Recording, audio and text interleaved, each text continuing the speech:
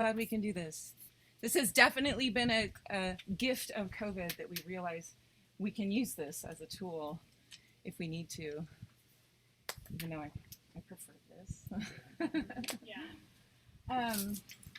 Okay, well, I think we'll get started just to honor everyone's time. I really don't think tonight will be any longer than an hour and a half. I was telling some folks that were here earlier that when we get into the school year, I'll schedule another parent evening right after we get started, you know, a couple of weeks in maybe, so that we have some stuff, some juicy stuff, stories that have come home, things they hate, things they love, and we can chat about what the transition is like, because it really is really different than the kindergarten, and it's of course beautiful, and it's of course warm, but it's highly structured, and it takes them a while to build their endurance for that. So I'd like to begin by having you all introduce yourselves and give me the name of your child. And not to put you on the spot or anything, but I'm deeply interested in why you're choosing Sierra Waldorf School grades program. I've often heard, well, I was the enrollment coordinator before I was a teacher. I did that for 5 years. And so people would just weep when they walked into the kindergarten. It was easy to determine why they were in the kindergarten. But making the decision to venture into the grades with one human being, ideally, I'm interested in if you can even articulate your reasons for that. Yeah, you might not know, but I think it's important to ask the question. So I don't know, shall we start with our virtual friends? Yeb, would you like to start? Is that horrible to do that to you? No, that's okay. I don't mind. The pressure's off being on the screen. Hi, everybody. I'm Yeb. My pronouns are they, them, theirs. And Cordelia is my child. It's so cool that like most of us know each other, and that the kids already know each other. Cordelia started in parent taught, actually. So she's been on this ride her whole life, and it was a really easy decision because she just loves it here, and it feels like, you know, the best place in the world for her. I particularly value the fact that they get to be outside and work with nature a lot. So that also weighs in pretty. And that it's the school is focused on the age development, like meeting the children actually where they are. So those are my two big reasons for enrolling her in first grade. Thank you. May, you want to take over now? You can go next. See, oh, there she is. Sure. Hi. Sorry, I'm May, and Callum is entering grade 1 with Miss Robinson, and I'm actually home with Ezra, who's been homesick for a few days, and so we weren't able to make it in person. But we knew from an early age that Callum would thrive in a different environment than what would be offered at your traditional public school, and so we actually moved. I moved back to Tuolumne County after about a 10-year hiatus from the Yosemite area, specifically for Sierra Waldorf School, after corresponding with Bill for a couple of years, actually. And Ezra was in parent taught, and Callum started out in the Red Rose, and Brandy was just absolutely fantastic. And Callum has his challenges, but he has been thriving, and I've been so impressed by how the faculty has really been able to cherish his gifts and his strengths and bring those out. So I'm very excited for him to continue on this adventure. Thank you. And then we'll go back. This is all we've known here at Waldorf School. Gosh, I knew before we even had kids, you all know we went to the Waldorf school here. I had first grade and Josie, Cody. Josie, Cody. Friends back. Cody was in kindergarten where we could be in first grade, and I was in first grade next door. And we were together for 17 years, and we just always knew that we were going to send our kids to a Waldorf school wherever it was in the world. And somehow we ended up back here. And we're so happy to be here. And so, I mean, I could talk about this for hours and hours and hours, so I don't even want to get too deep. But it just made sense to be here with grades in the grades world. Just feels right. So Paxton's definitely the place for him. And to be with all of your kids. I don't think Add on to that. you covered it pretty well. Yeah, just a lot of what Deb said too, just about, we really appreciate the curriculum, meeting the child where they are, and slow the pace of academics, more emphasis on being outdoors, arts. We both value that a lot. As students here, and Josie went through the Waldorf training program, so really interested in committed to the curriculum.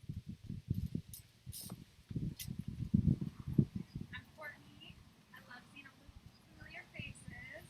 My son's name is Johnny, and I happened to find Waldorf by a happy chance. My husband was homeschooled, and I went to public school, and just kind of commingling our ideas of what we wanted for our kids. Waldorf really seemed to fit that, along with, in May's shoes a little bit. I just knew my Johnny maybe wouldn't thrive so well in a public school setting. The outdoors really helps with all the energy, and the more I've learned about Waldorf, I think just the alternative style to learning has really opened my mind, and I think it's very interesting, and yeah, the community aspect. So I'm excited for first grade. Me too. Hello, I'm Max Goulet. Jasmine Goulet is my son, Allison. Should be here soon. My wife. And we came across Waldorf quite by accident. We moved up from the Bay Area in 2017, and we're desperate to find daycare for our preschool. We had no idea that people signed up for preschool while they still had before the baby was born. And we came here after we did a tour of some preschools, and came here, and Bill met with us and walked us around, and just he's like, "There's one open spot. If you want it," and we're like, "Yes, we'll take it." And it's really worked out to be one of the best things that ever happened to us and our son. Great people. Style of education just I really can't see him in a typical classroom setting, and just the nurturing and the attention that he gets here, and from everybody else, the parents, the community, so it was easy to sign up for first grade, second, third.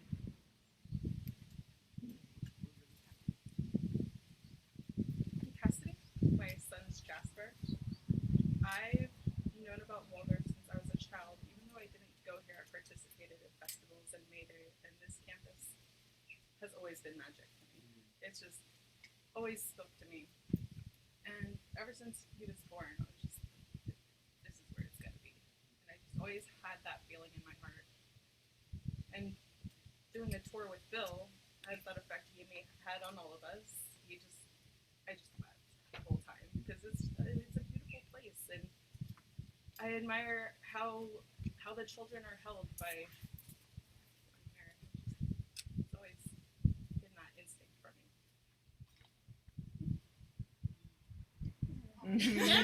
I know, yeah. Just keep You'll see, weeping. I know, right? This is only the beginning.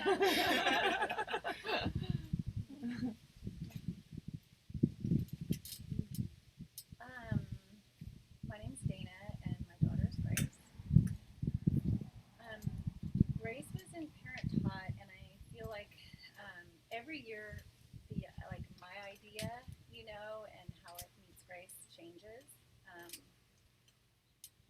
I knew families that went to school here and how their children turned out. And, just I respected them, and so I was curious about Waldorf. And I feel like for me in the beginning, it really was about like searching for community. As Grace has gone through kindergarten and seeing the loving care that has been given to her is just beautiful. Like you can't get that in public school.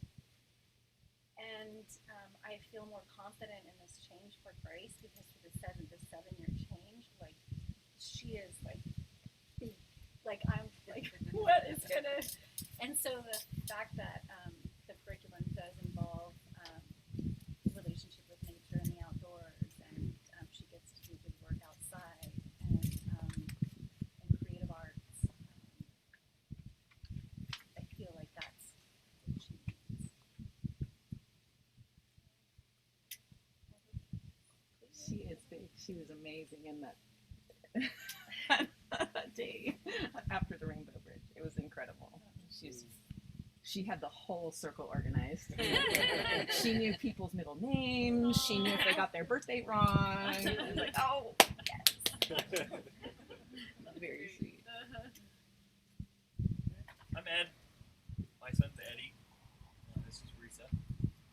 The one thing I've been telling Brisa that I'm super excited about with grades is having just one person to communicate and like form a plan and help with the development and not have, be on a more personal relationship with you to like work as a team to get, to a common goal. I'm excited about that. That you don't get at the other schools. Yeah, for me, Waldorf, the outdoor is what really kind of drew me to it, but also that they see, the kids as a person and meeting all of their needs and not just academics. That was the biggest thing for me, and having it be more of applied learning and learning in a way that makes me interested in stuff. Hi. Do what I say because I'm not going to hear them. Hi, Audrey. And there will be some of that. Well, yes. I totally understand what you mean. There we go. See? Hi. Hi, now I can hear you guys. Oh, and I got Delta. Oh, you guys can see her. And Archer's over here too. Hi. So I'm not sure how long this will last for me, but I am listening. Okay. So why don't you mute for now, and we're introducing ourselves and our reasons for choosing the grades program at Sierra Waldorf School. All right. Mute. I'm Sarah. This is John, and our boy is John. Not to be confused with Johnny, but they're very good friends. But yeah, you guys already know that. So we are so excited about the grades for all the reasons you guys have already expressed, and just to have that structure while holding a holistic picture. I'm excited about that as I've considered homeschooling and other forms of schooling and hearing all these, and just gathering information from friends that have older kids, and I still feel like this is the right spot for us. We love just the continuing of the warmth and the holistic nature, but then with more structure and the gentle experiential learning along the way. And we're so just excited that this is an option for us, and that this exists in this community, and we love it so much. So thankful. Yeah, and I just add to that, it's been a wild year for kids in school, and even at Waldorf, we've had to make a lot of adjustments. And I just have to say, if it wasn't for this 8th grade class of parents we know saying, if you don't sign your son or daughter up for Miss Kristi's class, you're really not, this is the place to be. Yeah. So, and seeing all the 8th graders, how they turned out so wonderfully, and of course that's parenting too, but just the whole community is like, oh, we can't miss out on that. Yeah. They're just lovely, lovely people.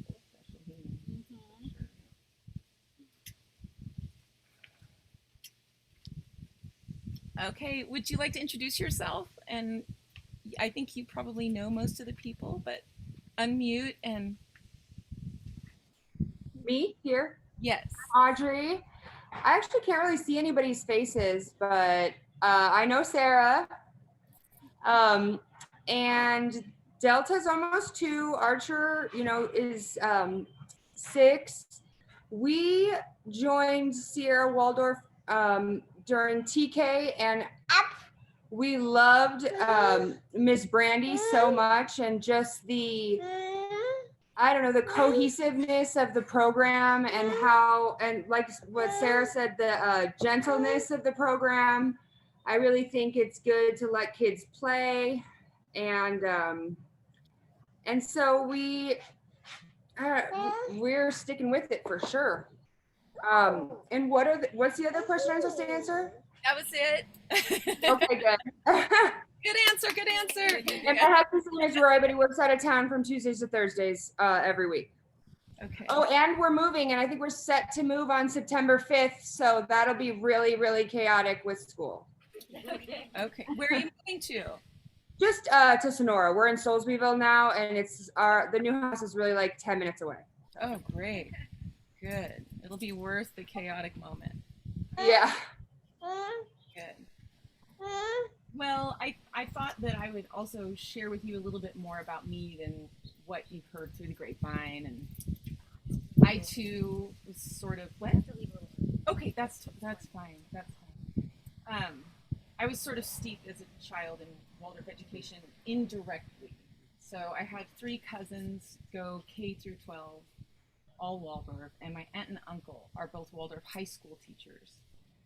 And when I was a senior in high school, I remember a Christmas holiday, and my cousins were there, and my aunt and uncle were there, and we were all talking about the differences between what's like for them at school and what it was like for me. And I was in the GATE program and all that. I played sports. I'm really a product of public education, if you want to be real about it. But I remember just thinking something about that was so intriguing to me, and I was so drawn to it, and I was so envious that I begged and pleaded to be allowed to spend my senior year at the high school in Southern California where my aunt and uncle taught, Highland Hall. And my dad let me do that. He wrote the big check. At that time, I think it was like $10,000 for senior year of Waldorf High School. Now I think it's somewhere between 15 and 20, right? Anyway, he swallowed that pill, and I got to live with my aunt and uncle and go to this Waldorf school. And the difference, I had 15 kids in my class, and the difference between those peers of mine and myself was so stark.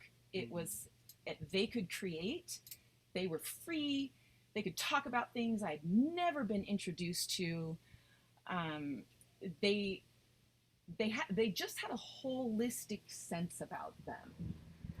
And I really, really wanted to achieve that. I could feel a hole in myself. And so living with my aunt and uncle, I was just a sponge, and I loved Waldorf education, did more homework than I'd ever done in my life, fell in love with Eurythmy. My classmates hated it. They'd been doing it since kindergarten, but I loved it. And I also remember thinking that my aunt and uncle had this way of asking for the same high levels of expectation and respect from me. The rules were very similar as they were in my house. And yet they somehow knew how to achieve that. It felt like they understood me in an intrinsic way. And now I know they understood the phase of adolescence. They understood the soul life of a 14 to 21-year-old. They understood the soul life of a 17, 18-year-old. And they were able to help me feel met while also working harder on myself and practically than I had ever done before. Fast forward, I knew my kids would go to a Waldorf school, wherever that was, and just didn't know where. And it's just a good thing my husband didn't argue with me, because that could have been really difficult. But he too had that experience of, wow, there's something about your cousins. There's something different about the human beings that move through this curriculum. And then I had my own children, and all 3 of my daughters from the beginning were a part of my own personal growth as a mother, coming to learn what I believe to be a very true picture of child development, just based on my experience and my learning. Every time I've questioned it, which is a healthy thing to do, by the way, every time I've questioned it, it's come back around to be that the indications of Rudolf Steiner are very true for me. They're very true. So although I'm really free and imaginative with how I might bring something, like what story will I tell? What movement will we be doing? The basic indications I'm very true to. So the blueprint for child development, I'm devoted to, because I've watched it work with my own children and with 2 cycles of classes. I've watched it bring these children to the most amazing fullness. And I never dreamed of being a teacher. It was only this that I wanted to do. I couldn't take this passion for teaching and plop it into Soulsbyville Elementary and have it feel the same. I believe that this is the place for all children, and that all children would thrive here. And yet it's not for everyone. There's both. So the academic child, someone just told me, oh, I didn't think my child could be in your class because she's reading in the 3rd grade level. No, that's not at all the case. It's not at all the case. We want depth in academics. We just know that we have a window of opportunity for teaching through the senses, which is now, right? We have a window of opportunity for getting them in their bodies, which is young childhood. And we just keep deepening that while we also move closer and closer and closer to abstract thinking. And then they shock themselves, remembering that they never thought they were going to learn anything at our school. I think I remember hearing a graduation speech, someone said, I think that at Waldorf they trick you into learning.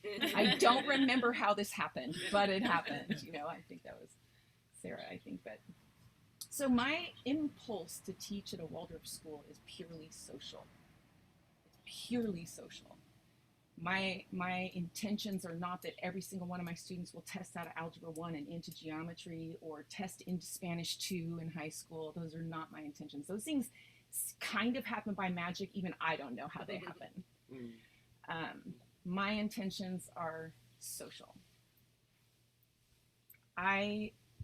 It's my belief that it's my job to come into partnership with you to remove any hindrances that might stand in the way of your child realizing his or her potential or life destiny when they're 40. Not what's your favorite color later, do you know yourself? But how will I bring balance to my world when I'm 35, 40? How will I know the signs that I'm pointed in the right direction for my life? And I believe wholeheartedly that this curriculum is so genius that I'm only the vehicle for that. I also ask myself every year, what about Waldorf education is still relevant this year? So the year 2021, why would I want to be a Waldorf teacher? And the answer is the same for me, to help support free thinking human beings that can impart passion and direction in their lives. It's still the same. And I also don't think that the idea of inclusiveness is any different today than it used to be.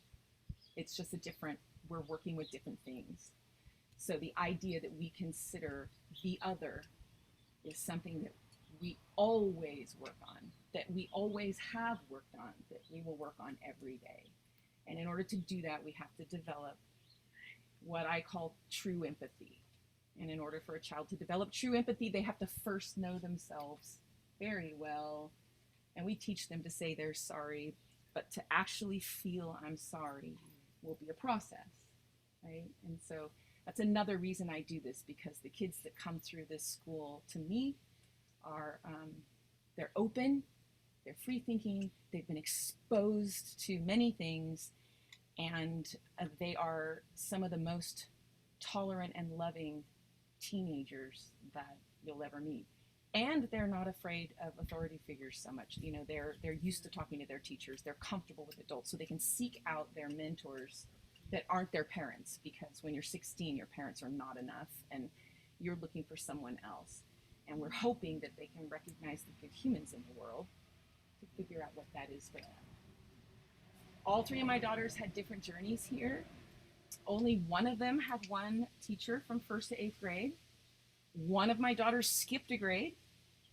One of my daughters pretty much skipped 4th grade because all her teacher did was play ultimate frisbee, I think. And and yet, their journey here was perfect. And they're fine. And they're whole. And they're able to ask the questions at 20-something years old. Who am I? What am I to be doing? And it needs to have meaning and purpose. And I feel like I need to be perfect. They're asking all the essential questions. And that, to me, is all we can do. It's all we can do. So I'm very much a question-driven teacher. I will definitely test them. I will definitely quiz them and all that.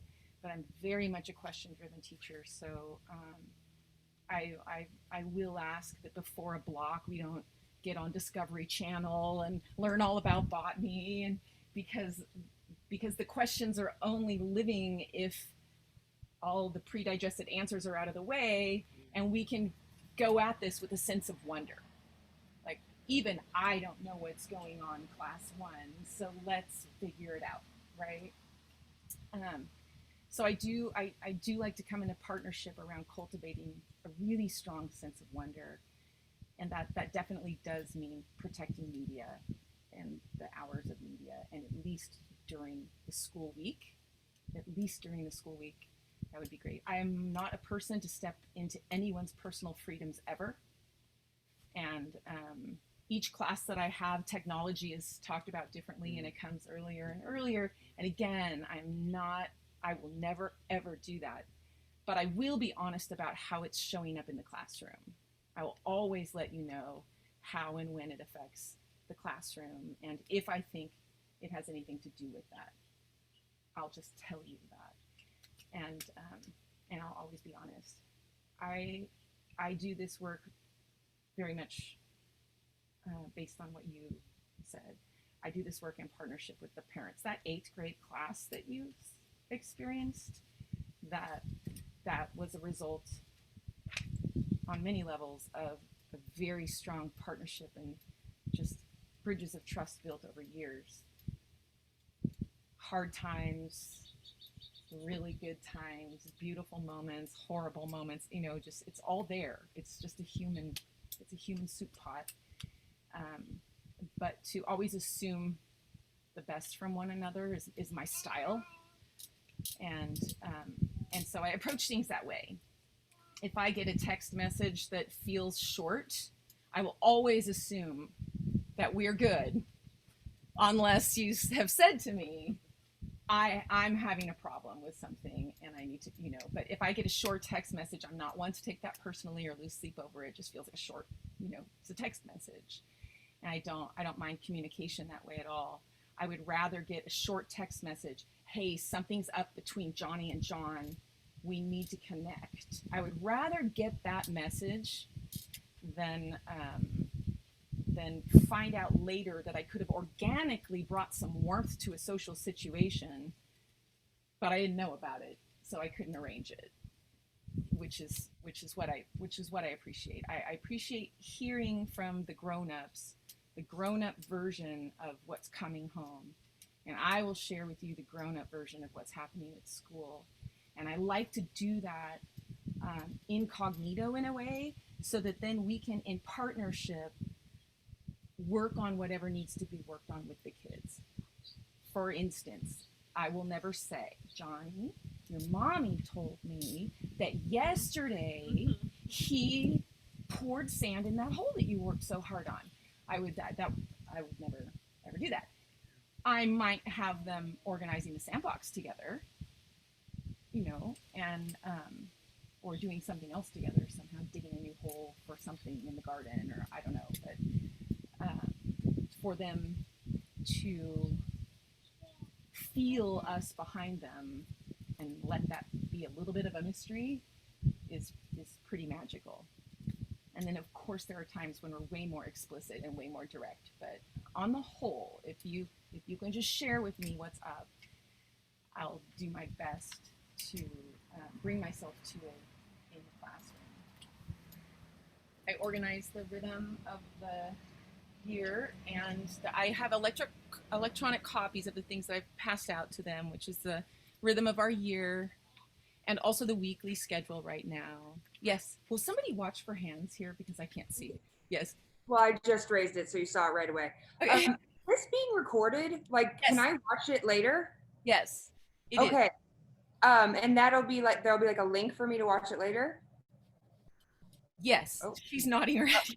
That's the cutest thing. I think so. I'm pretty sure I'll be able to copy and paste a link into Parent Square. That's my plan anyway. Okay, because she's trying to press every button, and Oh. I mean, she just never sees the computer, ever. Right. Right. So it's like really exciting for her.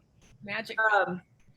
But I'm gonna stay on until the wheels run off on her. So I'm gonna mute again, but if I disappear, it's because of her. Okay. Okay. Right here. Okay. Okay. So turning our attention to the year. Just there's only a couple things I want to point out for the sake of time tonight, and that is that indeed academics are focused on. So unlike public school, we introduce the first 4 arithmetic processes right out of the gate. After a sense of number block, we introduce multiplication, addition, subtraction, and division right away.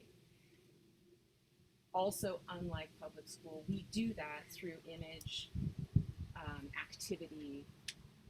I use the temperaments because each of the 4 processes tends to have a temperament, and we just approach it a different way. We enter their memory body, their etheric body. We enter their memory body differently than through their intellect. So absolutely we focus on academics. I'm just taking a different pathway. We're taking a different pathway. So that's something that stands out for arithmetic that we'll pay attention to. And in the daily life of the first grader, all organic opportunities for number sense, all organic opportunities for math. Setting the table is great.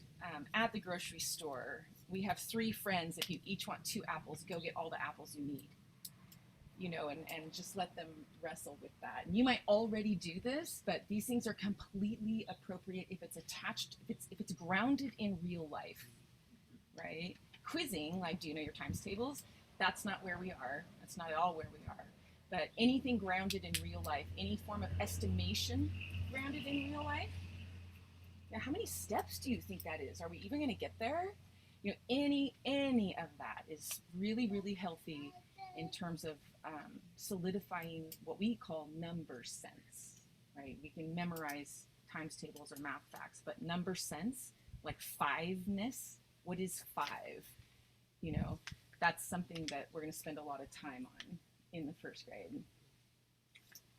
And I can tell you, the way I know that that's a very valuable place to live for quite some time is when a child transfers from a public school and they know some math facts, but they can't be very flexible with numbers conceptually. And that tells me they're missing this first grade piece of number sense. So we'll do a lot of work with that. And anything at home is anything. It can be fractions. It can be cut it in half. It can be anything like that. It's super helpful as long as it's grounded in something that they experience. Everyone, it's not just tradition that we start with straight lines and curves. It's the basis of everything that we'll do from here on out. The first day of first grade is a straight line and a curve, and then we have a brief form drawing block. And that form drawing block for me is an opportunity to observe inner organization. And it's an opportunity for us to practice what is our classroom habit? How do we raise our hands? I need to know how many movement breaks they need. And what are we working on? Can we sit still? Is that still difficult? Can we move straight across the page? Or do we have a midline, something showing up? All of these things we pay attention to. So on the one hand, if you're doing a tour of the grades and you look at the first grade and you see their main lesson books, it looks as if they're doing nothing. And yet it's a very, very busy time of observation.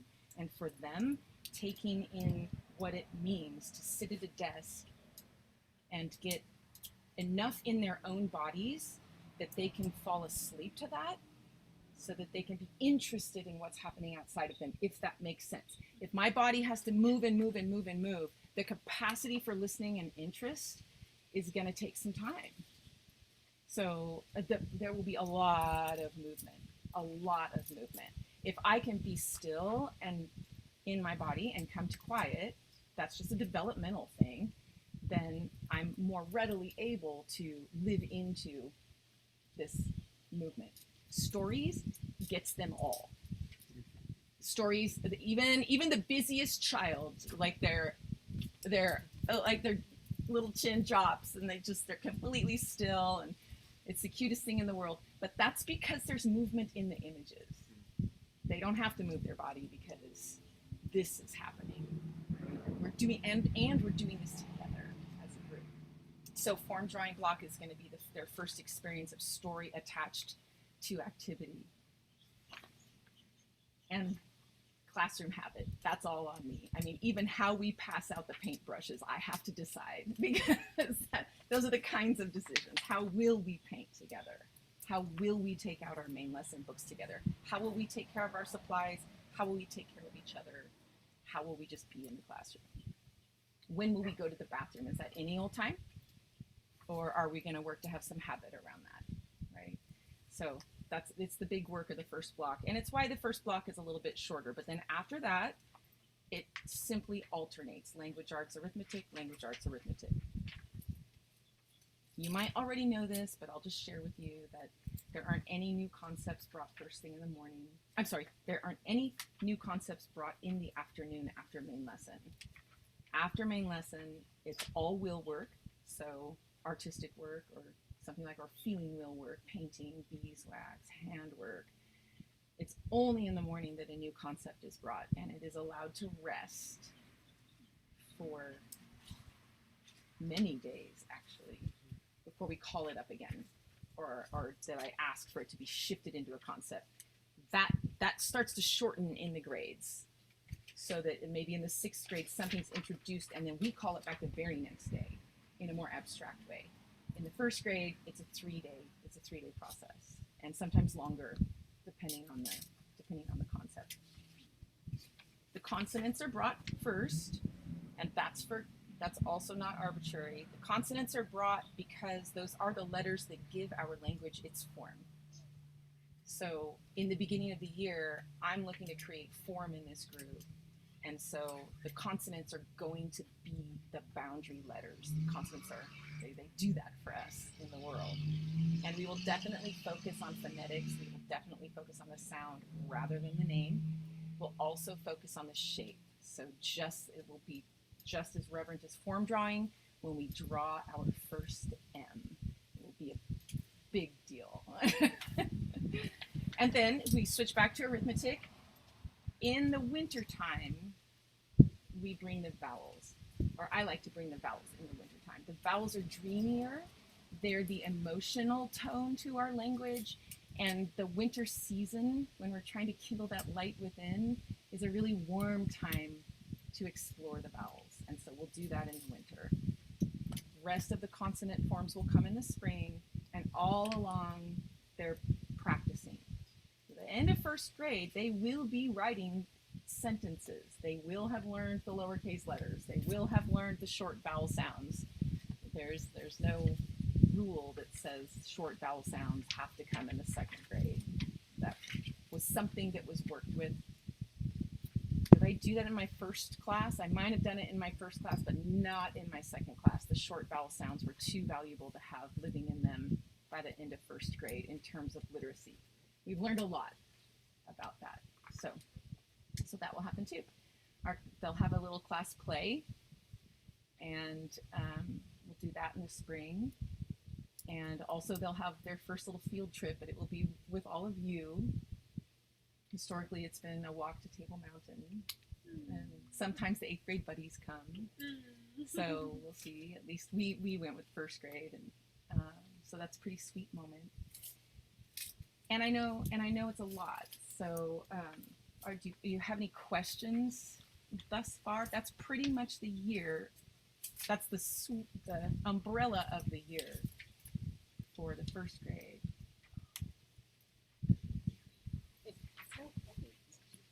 And then, like I said, we'll have another meeting and we'll get more into detail about different aspects of the curriculum. Oh.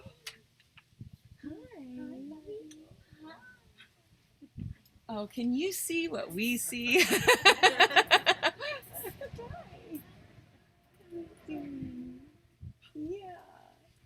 I know. It's nice to be out of that chair, huh? Oh my goodness. Yeah. A whole different type of exploring. Right? I have like a basketball question. Like, we needed inside shoes, or just needed like Yeah. inside shoes, a change of clothes. Do they need any of that stuff? Yes. Yes, all of it, all the same kind of stuff. I'm not an inside shoe. Okay. I'll have them take socks. If they have socks, it's fine. Okay. But often inside shoes can be problematic during movement time if movement is indoors, because they fall off, or they're usually a slip-on style of shoe, and the morning movement is very active. The morning movement is meant to get their cheeks rosy and even get their respiratory system going. So I'll have them take their shoes off, but they don't need inside shoes as long as they have socks. It's fine. A change of clothes for sure, because they'll dig to China, they'll do all the things, they'll fall in a mud puddle. They do all the things. Like the water bottle. Well, so that's kind of a COVID thing. Last year, for the whole first beginning of the year, I was the one that filled all the hydro flasks for every 8th grader every time they needed to do that. I don't know how it's going to be this year. I don't know if sanitizing, it might be easier for me to do it for them just so that I know things are sanitized properly. But health and safety is very, very close to finalizing the requirements for this year. Very close. And some of them are similar to last year. So masks inside. I don't know about, I like to share supplies in the 1st grade. I don't like to have individualized supplies until closer to 9 years old. That might not be a possibility. I know we will have individual desks to get the 4 feet of spacing, but I can tell you as a teacher, that's a huge gift for me, because that means I can tailor that desk to fit your child so the proper 90-degree angle is happening here when they're learning to write. So it's actually better for them. They won't have to wear masks outside, and we will be a pod with the 2nd grade. So they'll be able to play outside in this yard, 1st, 2nd graders together. What else? Oh, the other difference will be that as parents and employees, we sign an annual agreement to screen ourselves and our children every day, and to not send them to school with symptoms. So there won't be the every single day slip of paper that your child shows me at the door. We did that all year last year, and that won't be the case this year. I don't know, there are other differences about quarantine. There won't need to be a quarantine under certain circumstances, and especially if it's asymptomatic. We'll just wait till that document comes out, because they're close. But yes, all the extra layers, extra food. I struggled with like sticking enough. I was supposed to do like 2 lunches. I will always, I know. Snack and a lunch, just overdo it. I always say pack a lunch and a lunch, Okay. because the kids are like, this is my snack. And it's a piece of string cheese, and they've been through the entire morning rhythm, which is sort of like a mini day, and they're hungry. And I'll say something like, well, eat that hearty sandwich that your mommy packed for you. No, that's my lunch. Oh. This is my snack. So I pack a lunch and a lunch because they get They get really hungry, and we will spend extra time outside playing. I'll have the morning lesson end about 15 minutes early, and they'll have a solid 45 minutes for lunch and playtime for sure. Yeah. What do you prefer us packing the lunch in? Basket, backpack? Not container. Yeah. I mean, like what bigger? Right. Well, so we have cubbies, and sometimes baskets just don't fit in the cubby in a practical way. I definitely would say that it needs to be dress code appropriate, so no logos, no cartoon characters, but an insulated lunchbox is great, especially when the weather's still warm. You know, thermos food is so nurturing to them. When the one child opens up the thermos full of chili and that fills the room, everybody's like, oh, you know, there's something about that nurturing from home. So anything like that is fantastic. Prepackaged foods, it's not just my opinion, it's known that they just don't have as many nutrients as whole foods. So whenever possible, whole foods. No sugar, no drinks, they'll drink water. And I will always ask them to choose the hearty part of their lunch. I am not going to say this is protein and those are carbs. We're eating, I won't go to that intellectual space with them, but I will notice if a child spends their entire time eating carrots. Carrots are fantastic, and there's probably a heartier something that's going to get them to lunch. Some of them will be an aftercare. So I always ask them the hearty bits first, and then whatever else you want if everything else is okay. So lots of hearty food, whatever that is for your family. If you guys have dietary stuff up, just let me know. I don't mind accommodating that at all. I myself follow a paleo diet. I have for years, and so I don't have any. It doesn't bother me a bit. If you tell me, I don't ever want my child's lips touching white bread, or it doesn't. I can help with that. What else? Hats for the warm weather. It's similar to kindergarten that way. They're really only 2 months older than kindergarten. So we want them warm. They're going to move a lot, and they're going to move a lot on purpose. So not just the play that they're used to, they're going to move a lot on purpose. So pants that don't fall down, shirts that aren't too tight so that they can really get to a place like this, just practical, very practical. Shoes with straps, all of that.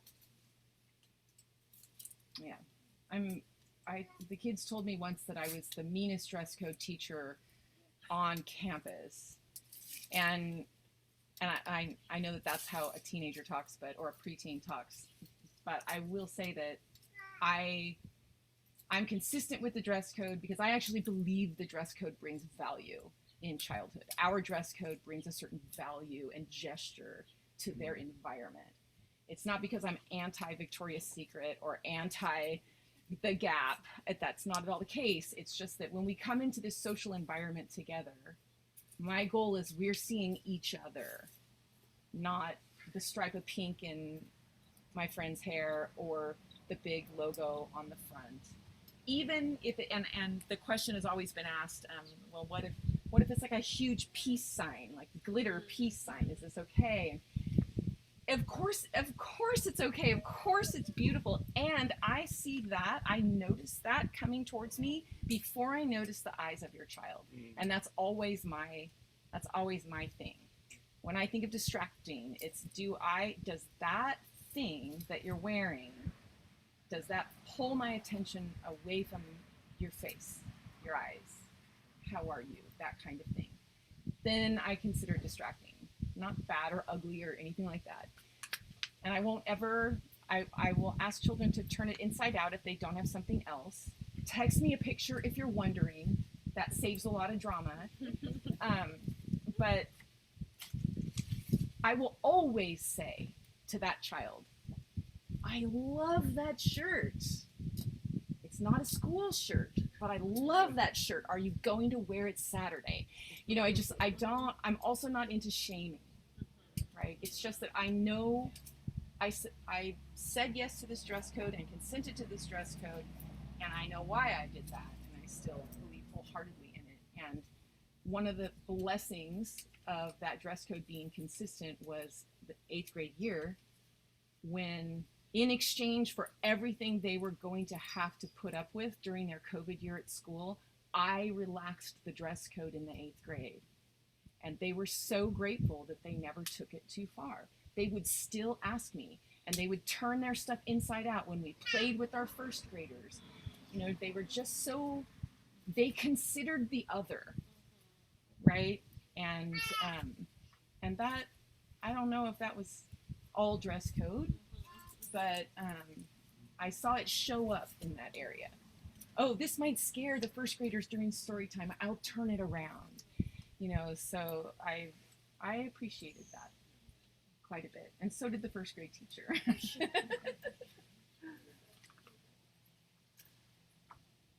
Any other questions, you guys?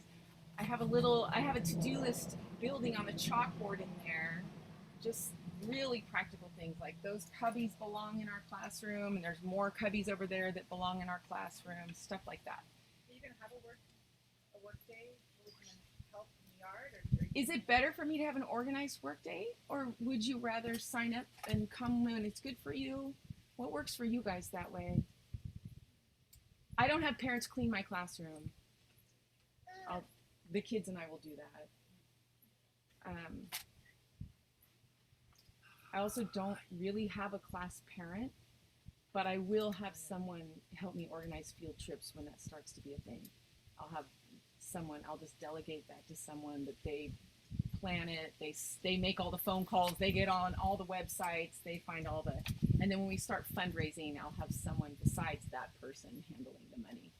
And besides me, I don't ever handle the money. Maybe it'll be you. you get that job. We can invest in the 6th grade. How are birthdays? Okay, so birthdays in the class, they'll have a birthday angel, and I just found out that we can have home cooked treats. Oh, yeah. So as soon as we figure out, I'll do that first thing. We have a birthday right like the first week of school. There's 2 of them, I think. Anyway, I'll assign birthday angels, and I'll let you know who they are, and the kids will go home with their little slip, but I'll definitely communicate with you. And then you'll bring the treat for the child that's having the birthday, and it won't be your own. It will be the other child. So, and if you'd like to stay, you may. I like it. The reason I like it if you can stay is because that child gets to thank you properly and feel where that came from, you know, the other family. In the 2nd grade, the parents don't stay. So, but yeah, that's how that works. And as far as the daily rhythm goes, is that always the same? Not always. So every morning will be main lesson, 8:25, and like I said, first grade. I mean, I have to see what their stamina looks like, but first grade, my guess is we're game over by 10:15 for sure. And but I will increase that over time so that by winter or early spring, there's a good 30 minutes of will work happening, a good quiet 30 minutes of book work happening during that time. But we have to get there first. And then and that in and of itself is threefold. There's movement, there's recitation, there's speech, there's all sorts of stuff built into that main lesson time. Then they have snack. Like I said, that'll probably be about 10:15, 10:20. And they'll most likely play until 11 to 11:15.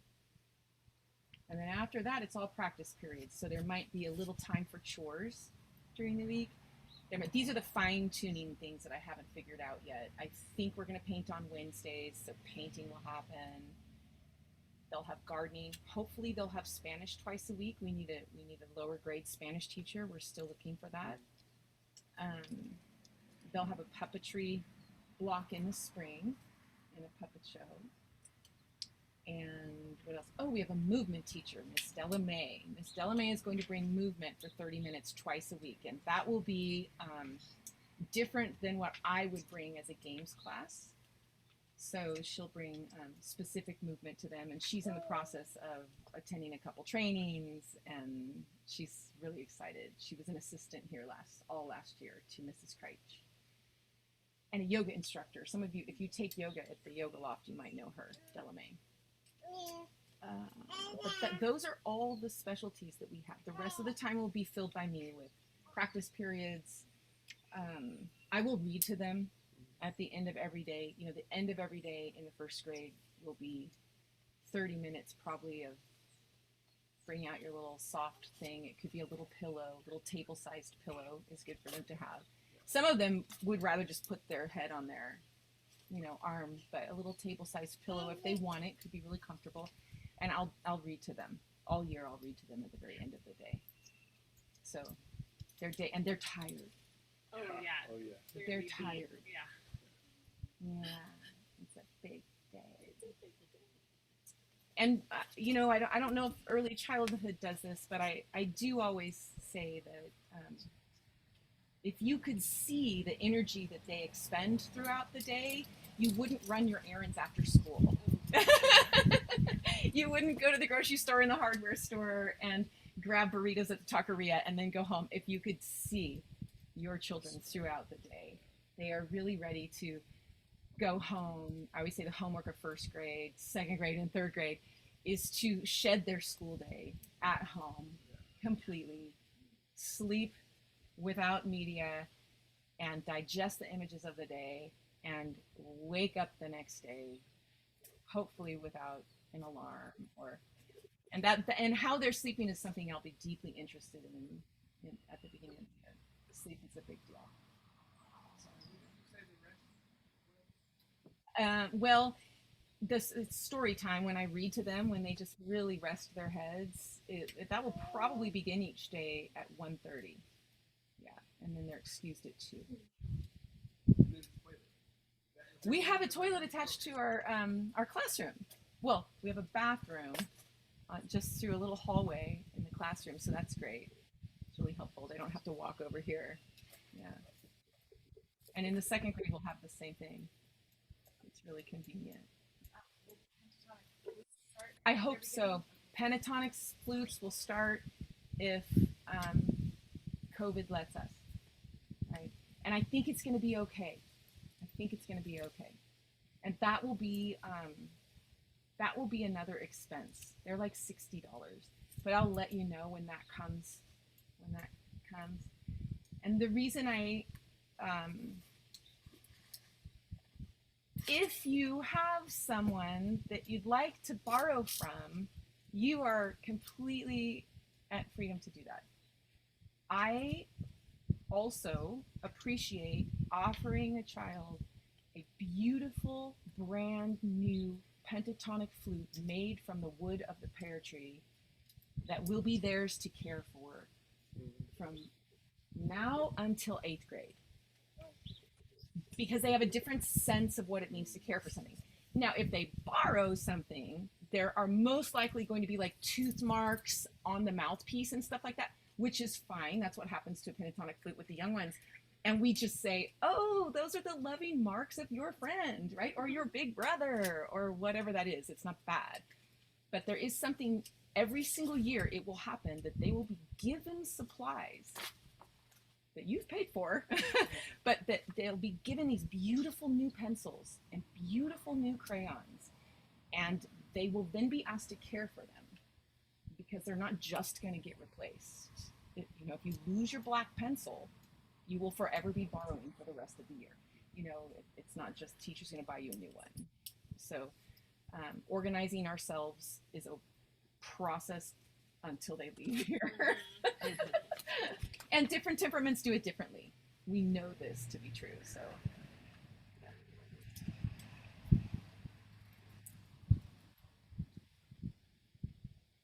Oh, I know what I was going to tell you guys, and I don't want to forget this.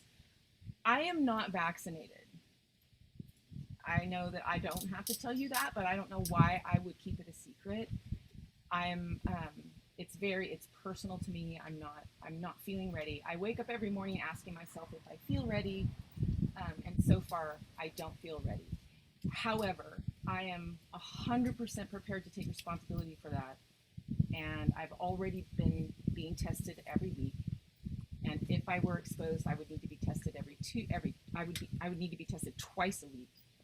And I have, you can buy kits in like a package of 6, and I have those at home just in case there's ever an exposure. But so far,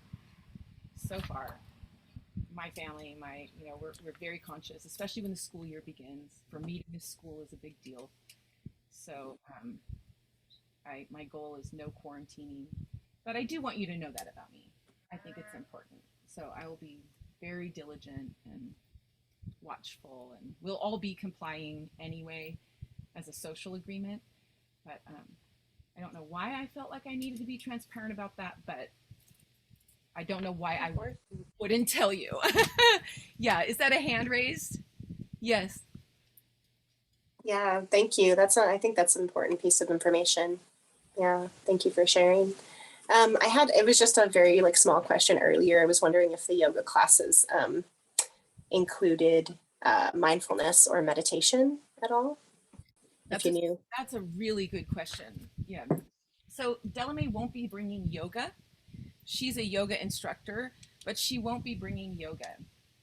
And the form of mindfulness that we'll be asking the children to have is to be mindful of their friends, be mindful of how we're saying things. We're going to be in charge of our arms and legs. We're not going to be hitting each other.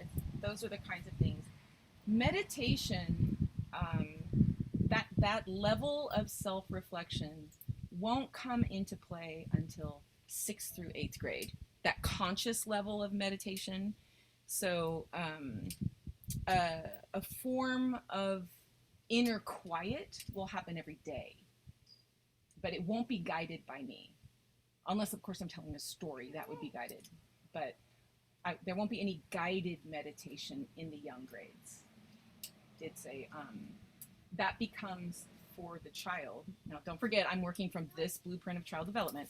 That becomes for the child a more excarnating experience, because they're thinking about what it is they're being asked to do. They're trying to do the thing that they're being asked to do, like someone telling them how to hit a baseball with a bat, instead of just being in their bodies doing it. So all grounded activity is going to be helpful. All organic activity on unlevel ground is going to be helpful. Movement of all their limbs, all of that's going to be helpful. Trunk strength is helpful, but we do that playfully. We don't necessarily, they won't be doing yoga poses, or I did a lot of yoga with my 7th and 8th grade class, especially when they were learning anatomy and physiology. We did a lot of it, and we talked a lot about it, and we worked with guided meditation, especially in the 7th and 8th grade. But it was also very childlike, right? Very much about what they were going through. Cool, thanks. Also, Kristi, I think you may have touched on this a little bit earlier without using the specific word, but I was just really curious as they get older, what the process is of navigating and handling bullying in the classroom. Yeah. So the thing that I didn't tell you about myself is that I didn't do the Waldorf teacher training. I did a training that I was drawn to, which is also attached to Waldorf and anthroposophy, called collaborative counseling. I thought I was going to be the first Waldorf school counselor. And I did a 3-year training around that with Torrin Fincer and Kim Jong-Payne. These guys are just amazing. And that training was social, and also it involved kids in need of special care. So what would a Waldorf IEP look like? What does it look like? What does bullying and teasing look like in a Waldorf school? Experimenting with social power is a human impulse, and it comes up in a Waldorf school like it comes up everywhere else. What we do with it is what makes the difference. And just like everything at our school, the way we handle that depends on the developmental phase. Right? So it happens all the time in the 1st grade. He's doing this, she's doing this. It happens multiple times every recess. he won't stop, she won't stop. And the way we work with that in the first grade is different than 7th and 8th grade. And that just has to do with where the child lives. It's not it is never okay, especially here, for someone to be mean on purpose. I call it mean on purpose, or following a bad idea. You know, we trust that we love each other, and yet sometimes we follow the bad idea. And often in the first grade, my approach would look something like, first of all, whoever is coming to share the story, I will ask them to collect the person that they're talking about. It is the person that they collect that gets to speak first. Why might you be here? Why might your friend be crying? And then we hear, right? And then we start to peel back the layers of the onion, and we go searching together for the first bad idea. And the way I do that is, well, this happened and this happened. Okay, what happened right before you put his shoe in the bark? And they think, you know, and so we go hunting, right? And what we find is this path of bad ideas with one another. And then we remind each other we are going to work really hard to follow only the good ideas. And that would be like conflict resolution right in the middle of a recess, first grade yard. And then if things get bigger than that, or a little more complicated than that, or it starts to enter the parent realm, which it sometimes can, it's very painful to learn that your child might be being mean on purpose or experimenting with social power. It's painful to hear your child come home sad, feeling like no one likes them or like they're being picked on. So it's painful on both ends. And when it starts to enter the parent realm in a way that parents are feeling it so deeply, then we start to work as a group. Then we start to work as adults. And as soon as that happens, 9 times out of 10, it relaxes in the kids. So, and as a mother, I have experienced both. I've experienced the phone call that my daughter was mean on purpose, and I've experienced a daughter coming home saying, I'm just gonna, I can't do anything right. She's totally out to get me. She's, you know, so I know the pain of both. And actually, for me, the pain of knowing that my child was being mean was worse on many levels. So I always encourage parents to have empathy for the parents who are getting the message that their kid's not being nice. So that's kind of a long answer, but I'm passionate about that. It is one of the big things. It's one of the reasons why I'm not homeschool material for my children, because I feel like we don't really flush ourselves out until we're around other people. So I could work one-on-one. People said, if you don't take another class, would you be a tutor?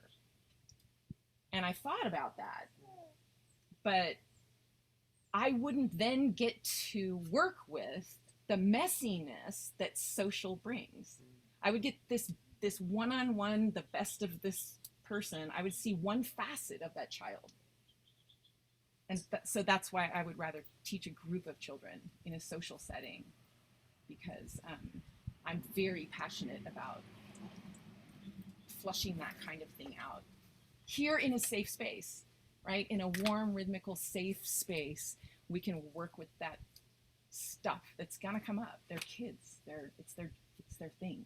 I think it's important for them to experience both ends, you know, and then like you can help guide them through that. As with the teacher, the parent, the group, the friend, you experience it, you can learn from it. Yeah. Yeah. And boys, to be honest, I mean, both for sure, but you know, if your little boy, if your son comes home and they're just off, you know, it's my experience that only some of them are really verbose after a day at school. And so if you just sense something, just again, call me or send a text message, anything, just, you know, something seems off, not sure what it is, they haven't mentioned much, but it just gives me a heads up. Let me know if they haven't eaten breakfast. All those little things are bits of information. Let me know if their dog died.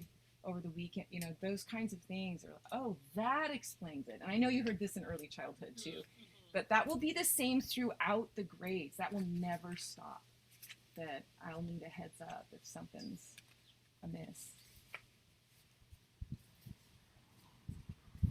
You know, you have just shared about being really open to all forms of communication, text late at night, and Oh, I didn't say late. Short Good point. Short to the point. I feel like we have a responsibility as parents to honor your privacy, and so can you maybe give examples of things that just have not worked well for you from a parent teacher communication perspective, or just like things that you can help us be mindful of you and your space? Right. So if you really need to have a conversation about something, I want to be able to offer 100% of my attention to that. So then it's helpful to say, hey, do you have time this weekend to chat? Do you have time after school next week? And then we set a time. If you text message me about something minor, we can communicate that way. I'm not going to look at my phone after about 8 o'clock at night, and that just means I'll wake up. I don't mind waking up to it. I'm not one to have my whole day. I'm sanguine in nature. I work to be phlegmatic in my teaching practices, but I'm sanguine in nature. So if I get bad news in the morning from someone, it doesn't ruin my whole day. So other teachers might be careful if you have siblings, you know, but it doesn't ruin my day to get a text message like, I'm really upset about something, can we chat? I can bracket that and move forward with the children. So, and then I shorten when I'm available to the children, when they can get a hold of me, like they can't get their homework done or something, that time becomes 5 o'clock. Just to allow for evening and bedtime and excuses to not be happening at 8 o'clock. So, but for you, 8 o'clock is usually when I'm not, you know, usually I try anyway, you know. Email, I'm happy to email. I love phone conversations are great. I don't have children anymore. So the truth is, it's going to be you that is going to need to carve out the time when you can have a private conversation about your child in the class or whatever that is. It's going to be harder for you than it is going to be for me. That's the truth.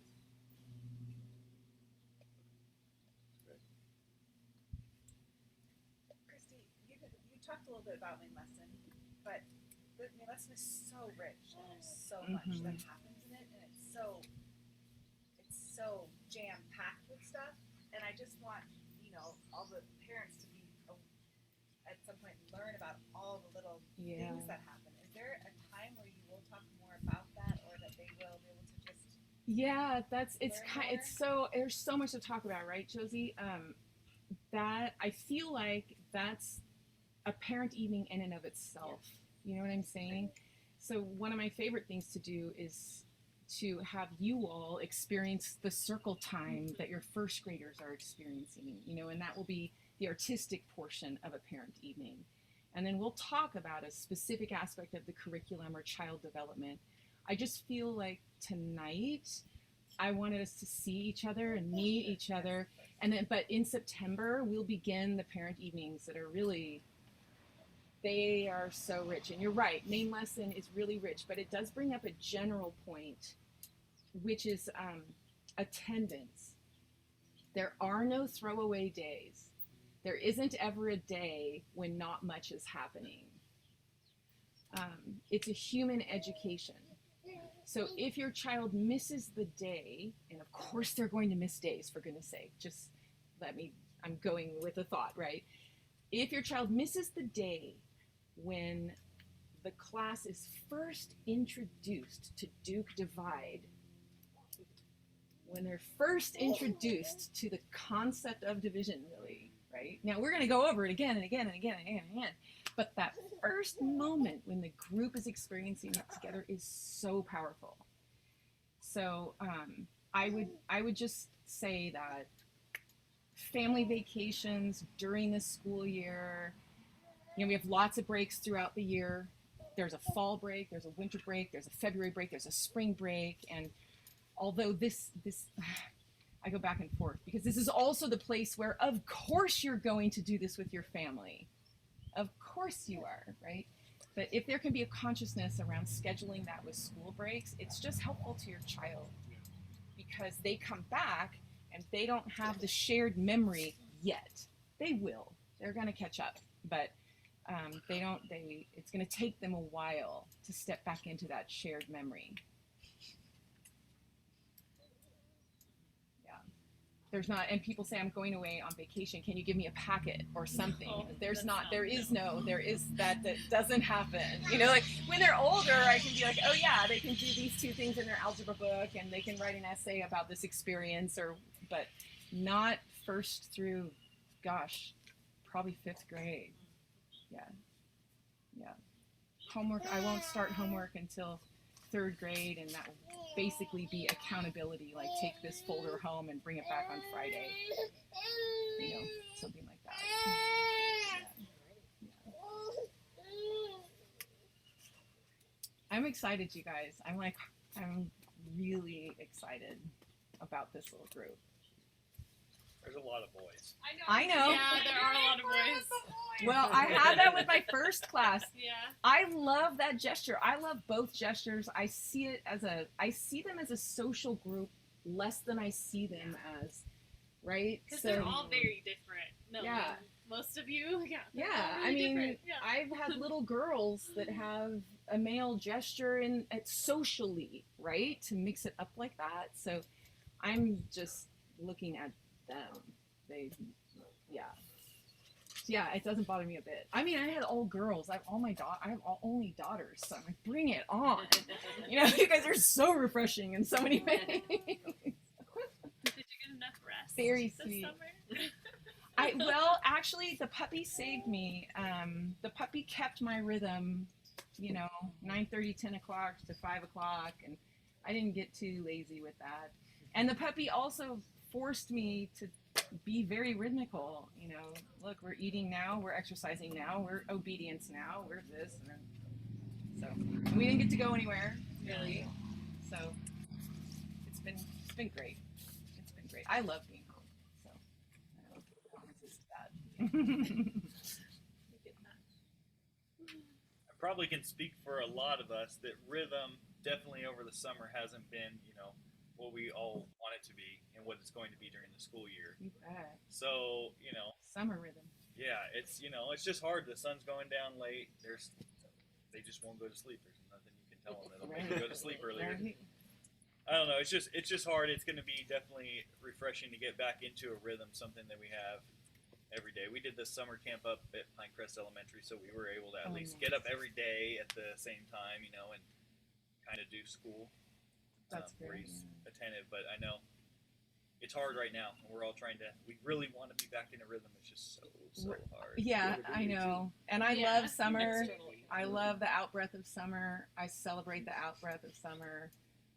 I would never want to teach year-round, you know, 3 months on, 1 month off. I just feel like our bodies need it. Yeah. I love starting after Labor Day. Yeah. I just, you know, all of it. I just say soak it up. You know, we're going to ease into the year. It's going to start to smell like fall, and everything's going to start to change, and we'll ease into all that for sure. Circle time, an example of that is circle time will start, you know, small, and it'll get longer. First day, we're going to learn how to line up together. Yeah. And what does it mean to raise our hands? All that's brand new for them. Brand new.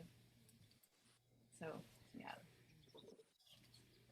I don't know what opening ceremony will look like. We got creative with closing ceremony last year. We haven't talked about opening ceremony yet, but I'm sure we'll do something. And you said we could bring our things the day before school starts. Like Yes. bring all their Yeah, on the 7th, right? 7th? Yeah. Yeah.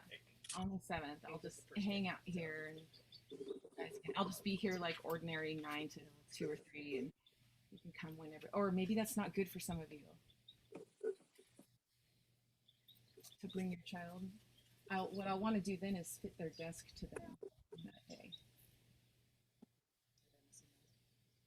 on the 7th. Is there a time that you guys You can want come? us to bring the kids so you can sit their desk? That's what you're saying. Yeah, and they can find their cubby and put their extra clothes away. The extra clothes will go in a back room, so their cubbies will get cleaned out every day. Whatever they bring to school will go home with them.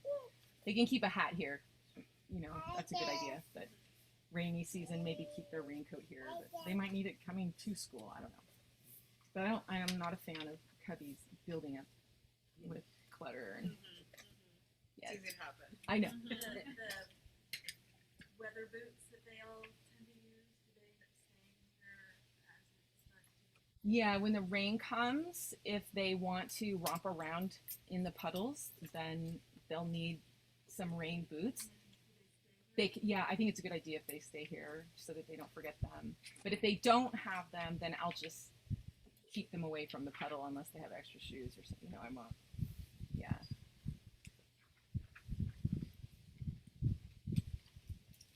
There's so much, you guys. There's so much. But I'm excited to see. I've seen a lot of these children grow over the last year in early childhood. See how them all blossom together. yeah, I keep hearing what an amazing group they are. So I'm really looking forward to getting to know them. It's very sweet. This group has been together since like Miss Brandy. Really? Miss Oh. Brandy and Kayla, and a lot of them have been in the same classes. I got split between the two kindergartens, but with the festivities and stuff, it's Yeah. sweet. They've all known each other since they were Oh, nice. Yeah. That's wonderful. It really is an experience in intimacy. It's the good, the bad, the ugly. It is an experience in what do we do when we're committed to a journey and things don't feel good. And them knowing each other for that long complements that process. It enhances that process. It's really beautiful. And we're hoping to grow it, right? 18's my golden number. I love 18 kids. It's perfect. It's just my wheelhouse. 20 feels big, but 18 would be great. I like it when I could count on the fact that every temperament will have one or two mirrors in the classroom. The sanguine and the melancholic will all find their deepest empathetic, someone. Yeah. And that's another thing we'll dive into, the temperaments and the curriculum, all of that. So how often do you And you're going to give me drawing lessons. You don't know that yet. see us getting together in the evenings or? Oh, okay. So that's the other thing. So first grade year, it's kind of nice to get together every season. After that, two parent evenings with a parent letter somewhere in between seems to be enough. I don't like to overwhelm parents because what I am really hoping for is that you have the energy to be home, dinner time, all of that happening. I always encourage people to give from a place of overflow to this school because the school is a black hole of need and they will never tell you no. They will never tell you no. There's a huge gift in participating, and PAC needs help right now for sure. But everything needs help. Everything always needs help. But I just encourage you as parents to remember that if you're maxed out, then your child is maxed out, and they come to the classroom just really kind of fragile. So if you have the impulse to take, or you want to volunteer to take the curtains home and wash them because it's spring cleaning time, and I've said, can someone do this? My hope is that you get your laundry done, and then you come get the curtains. It's like, I don't consider that self-serving. I consider it putting your life vest on first so that you can then give. And then I've also, over the years, experienced the sort of a resentful tone after some years of just how much I've given to this place and what are other people doing. And I think that does happen if you have gone beyond your boundary of giving. giving is a free gift, right? And not everyone's going to give the free gift when you're ready to give the free gift. So, yeah, if ever you're feeling coerced or pressured, or I would encourage you to relax that. just for your many years here. We don't want to burn you out, including the meeting life of the school. I just like to meet more often during the first grade year because we're getting to know each other.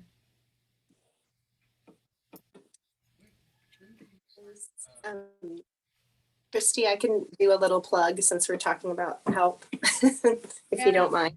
Go ahead.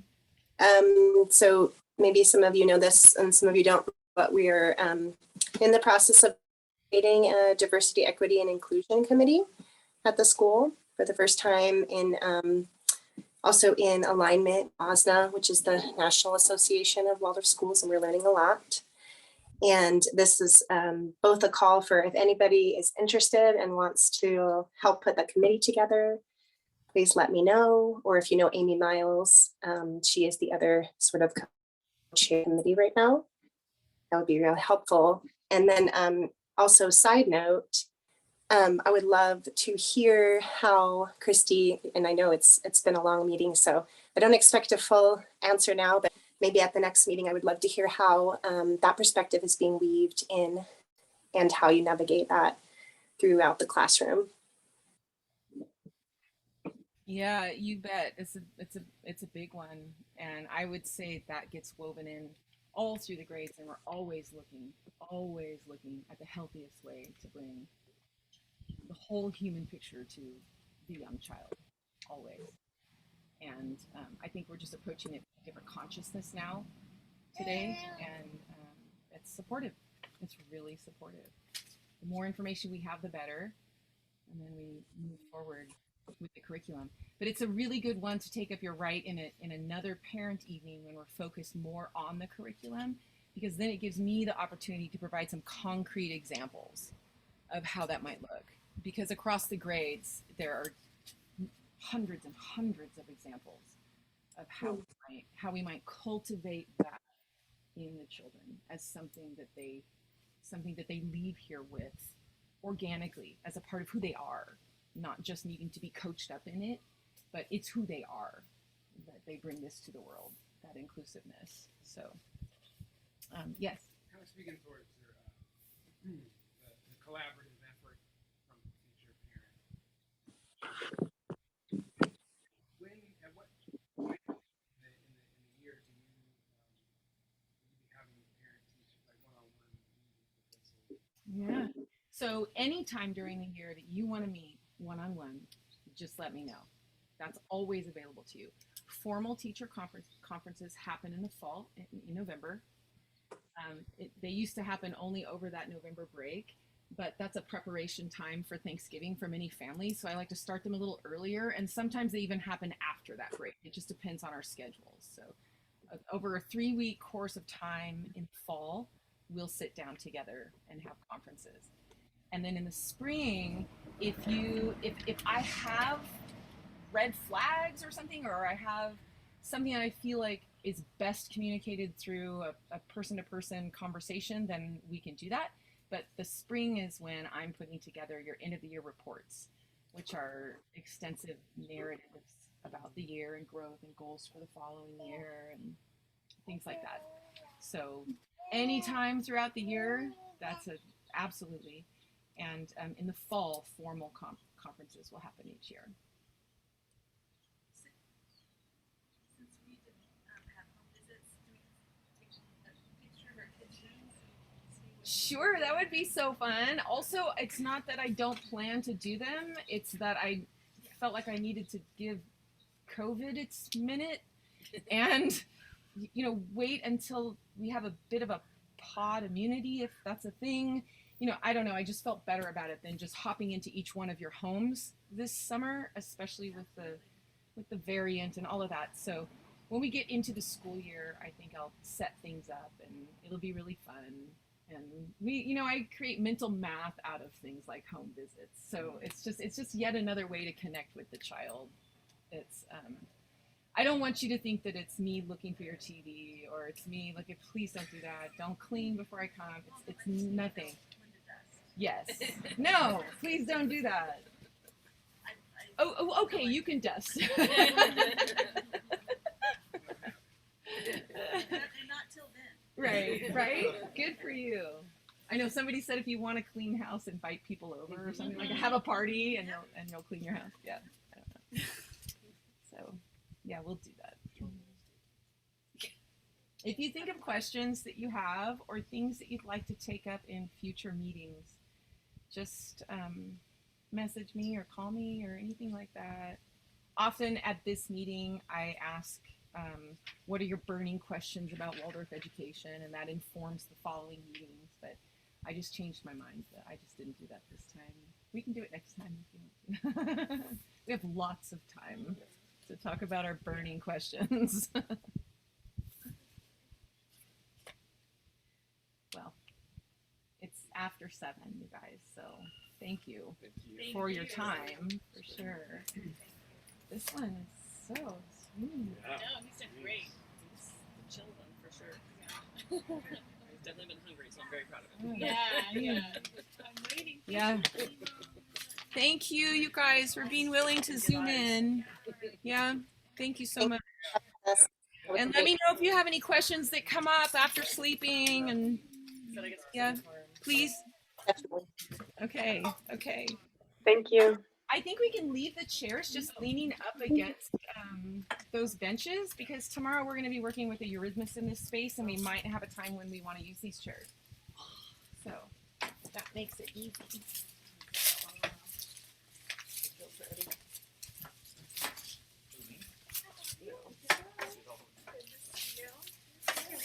Can I do that with these desks too, Kristi? I don't know. I'll do these up too. Yeah, let's do that. Cody, thank you. And